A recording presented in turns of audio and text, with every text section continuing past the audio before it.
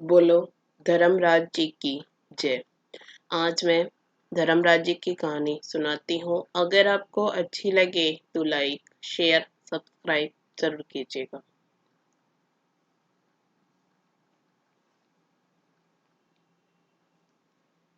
पुराने समय की बात है। राजा प्रभु वाहन महोदयपुर में राज्य करता था। वह राजा बड़ा धर्मात्मा, दयालु तथा गो ब्राह्मण और अतिथियों का पूजक था। उसके राज्य में हरिदास नामक महान विद्वान श्रेष्ठ ब्राह्मण था। उसकी पत्नी भी बहुत सुशील और धर्मव्रती थी, जिसका नाम गुणवती था। हरिदास विष्णु सेवक बड़ा तपस्वी था। तद अनुसार उसकी पत्नी श्री भगवान की भक्ति और पतिव्रता थी। उसने प्राय सभी प्रसिद्ध देवताओं के व्रत किए, परंतु धर्मराज की यानी धर्मराज नाम से प्रभु की सेवा कभी नहीं की।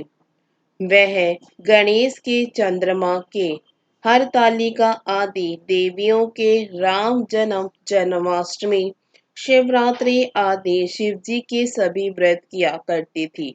बड़ी श्रद्धा से सदा एकादशी का व्रत करती हुई यथाशक्ति दान भी देती रहती थी और अतिथि सेवा से कभी विमुख नहीं रही। इस प्रकार धर्मपरायण यह वृद्धावस्था में मृत्यु को प्राप्त हुई, तो धर्माचरण के प्रभाव से यमदूत उसे आदर पूर्वक धर्मराज के पुर को ले गए। दक्षिण दिशा में पृथ्वी से कुछ ऊपर अंतरिक्ष में धर्मराज का बड़ा भारी नगर है, जो कि पापी लोगों को भयदायक है। धर्मराज का पुर 1000 योजन का है। वह चौकोर है तथा उसके 4 द्वार हैं। वह नाना प्रकार के रत्नों से शोभायमान है। उसमें कई मनुष्य जो पुण्य भोगने को गए हैं निवास कर रहे हैं। स्थान स्थान पर गीत सुनाई दे रहे हैं और बाजे बज रहे हैं। उस नगर के 7 कोट हैं। उसके बीच में महासुंदर धर्मराज जी का मंदिर है। वह रत्नों का बना हुआ है और अग्नि, बिजली तथा बाल सूर्य के समान चमक रहा है। उसके दरवाजों की पेड़ियां स्फटिक मणि की हैं और हीरे की कड़ियों से आंगन चमक रहा है। उसके माध्यम से सुंदर सिंहासन पर धर्मराज भगवान विराजमान है। उनके पास चित्रगुप्त जी का स्थान है, जो मृत प्राणियों के पाप पुण्य का लेखा भगवान धर्मराज को सुनाया करते हैं। यमराज के दूत गुणवती को वहां ले गए। उनको देखकर वह भयभीत होकर कांपने लगी और नीचे मुख किए खड़ी हो गई। चित्रगुप्त जी ने उसके पूर्व जन्म के लिए हुए पाप पुण्य का लेखा जोखा पढ़कर सुनाया। धर्मराज जी उस गुणवती की हरिहर आदि सब देवों में तथा अपने पति में भक्ति देखकर प्रसन्न हुए, पर कुछ उदासी भी उनके मुखमंडल पर झलकती हुई गुणवती को दिखाई दी।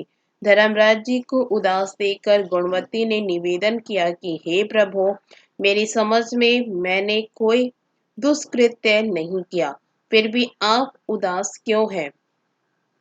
इसका कारण बताइए। धर्मराज जी ने कहा, हे देवी, तुमने व्रत आदि से सब देवों को संतुष्ट किया है, परंतु मेरे नाम से तुमने कुछ भी दान पुण्य नहीं किया। यह सुनकर गुणवती ने कहा, हे भगवान, मेरा अपराध क्षमा करो। मैं आपकी उपासना नहीं जानती थी। अब आप ही कृपा करके उपाय बताइए, जिससे मनुष्य आपके प्रति पात्र बन सके। यदि मैं आपके भक्ति मार्ग को आपके मुख से श्रवण कर वापस मृत्यु लोक में जा सकूं, तो आपको संतुष्ट करने का उपाय करूंगी। धर्मराज जी ने कहा, सूर्य भगवान के उत्तरायण में जाते ही जो महापुण्यवती मकर संक्रांति आती है, उस दिन से मेरी पूजा शुरू करनी चाहिए। इस प्रकार साल भर मेरी कथा सुनने और पूजा करने में कभी नागा नहीं करें। आपातकाल आने पर भी मेरे धर्म के इस 10 अंगों का पालन करते रहें।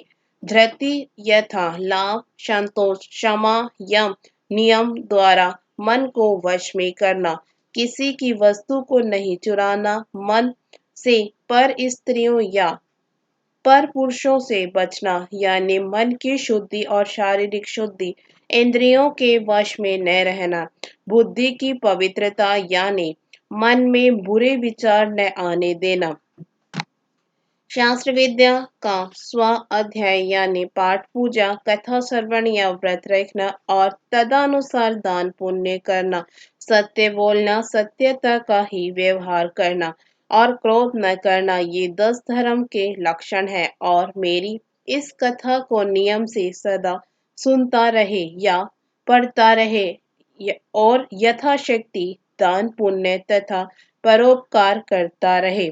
जब साल भर बाद फिर मकर संक्रांति आए तब उद्यापन करे। सोने की या असमर्थ हो तो चांदी की मूर्ति बनवाए। विद्वान ब्राह्मण के द्वारा पूजन हवन आदि करे। मूर्ति की प्राण प्रतिष्ठा कर पंचामृत से स्नान कर षोडोपचार से उसकी पूजा करे। मेरे साथ में चित्रगुप्त जी की भी पूजा करे और सफेद काले तिलों के लड्डू का भोग लगाए। हमारी पूर्ण संतुष्टि के लिए ब्राह्मणों को भी जिमावे और बांस की छावड़ी में 5.25 सेर धान्य जवार जो मुक्ता तुल्य मानी है भरकर ब्राह्मण को भेंट करें। स्वर्ग में चढ़ने के लिए सोने या चांदी की सीढ़ी का भी दान देवे। सुंदर सैया का दान दें जिस पर मुलायम गद्दा, तकिया और रजाई हो। इसके सिवाय कंबल, पादुकाएं, बांस की लकड़ी, लोटा, डोर, 5 कपड़े भी देना चाहिए। गोदान में समर्थ हो तो सफेद या लाल गाय मेरे लिए और काली गाय चित्रगुप्त जी के लिए दान देवे।